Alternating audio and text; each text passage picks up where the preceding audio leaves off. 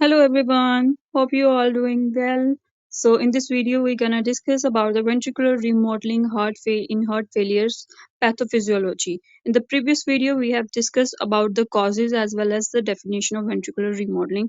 So now we proceed with the ventricular remodeling's pathophysiology. So सबसे पहले हम discuss करेंगे पैथोफिजियोलॉजी के इवेंट्स जो है वो हमने फ्लो चार्ट के फॉर्म में डिस्क्राइब किए हुए हैं। तो सबसे पहले क्या होता है, जब भी मायोकार्डियल इन्फार्क्शन होती है यानी हार्ट अटैक आता है जब पेशेंट को, तो सबसे पहले क्या वहां पर होगा, इस्केमिक एनवायरनमेंट क्रिएट हो जाएगा। Ischaemic environment which means lack of oxygen there, as we discussed earlier that heart attack is caused due to the insufficient supply of oxygen to the myocardial tissues. Okay, तो इस event के कारण inflammation हो रही है, immune response जो है infected cells में पैराइटल स्ट्रेस को कॉज कर रहे हैं मायोकार्डियल वॉल के अगेंस्ट। सो अब इसके कारण क्या हो रहा है, कंपनसेटरी मैकेनिज्म, अब हार्ट के जो टिश्यूज हैं, मायोकार्डियल वॉल है, अब इसको स्ट्रेस को ओवरकम करने के लिए वो एक कंपनसेटरी मैकेनिज्म स्टार्ट करेगी। तो दो पार्ट में वो मैकेनिज्म जो है डिवाइड है। सबसे पहले क्या होगा, एसएनएस सिस्टम की एक्टिवेशन होगी। अब एसएनएस सिस्टम की जब एक्टिवेशन हुई तो क्या हुआ, सबसे पहले जब सिंपैथेटिक नर्वस सिस्टम जो है हमारा एक्टिवेट हो गया।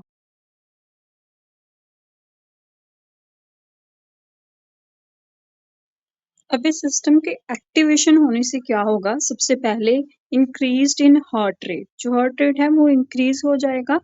और इसके अलावा जो हमारी वेसल्स हैं, ब्लड वेसल्स हैं, उनमें कॉन्स्ट्रिक्शन होनी स्टार्ट हो जाएंगी। ये सारे क्या है, सिंपैथेटिक नर्वस सिस्टम के साइड इफेक्ट्स होते हैं। ओके, जब ये एक्टिवेट हो जाता है। और इसके अलावा क्या होगी, जो कार्डियक कॉन्ट्रैक्टिलिटी है यानी हार्ट की जो कॉन्ट्रैक्ट करने की एबिलिटी है वो भी क्या बढ़ जाएगी। इसके कारण क्या होगा, अल्टीमेटली ब्लड प्रेशर और हार्ट रेट जो है वो बढ़ गया। ओके, अब इसके कारण क्या होगा, वर्कलोड आ जाएगा हार्ट पे। अब सेकंड जो न्यूरो हार्मोनल रिस्पॉन्स है वो एक्टिवेशन होने से क्या होगा, रास सिस्टम एक्टिवेट हो जाएगा, renin, angiotensin, aldosterone system. Okay, and ADH क्या है, एंटी डायूरेटिक हॉर्मोन्स हैं, इनकी एक्टिवेशन के कारण क्या हो रहा है, वेजोकंस्ट्रिक्शन और सोडियम एंड वाटर रिटेंशन जो है ये इंक्रीज हो रही है। बेसिकली ये भी क्या है कि अगर आपने ये ब्लड प्रेशर की पैथोफिजियोलॉजी देखोगे तो ये अल्टीमेटली क्या है, ब्लड प्रेशर को ही इंक्रीज कर रहा है। तभी क्रॉनिक हाइपरटेंशन भी एक कॉज है, and that's why myocardial infarction भी एक कॉज है।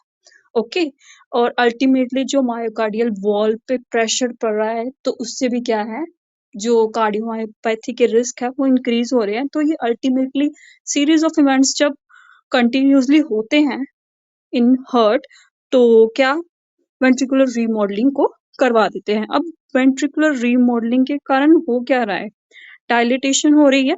ओके, पंपिंग एबिलिटी है जो वो कम हो गई, और हाइपरट्रॉफी हो गया, जो हमने डिस्कस किया था in the definition of the ventricular remodelling की वो होती क्या है। अब इसके कारण क्या हो रहा है, लाइफ थ्रेटनिंग डिसरिथमिया हो रहा है।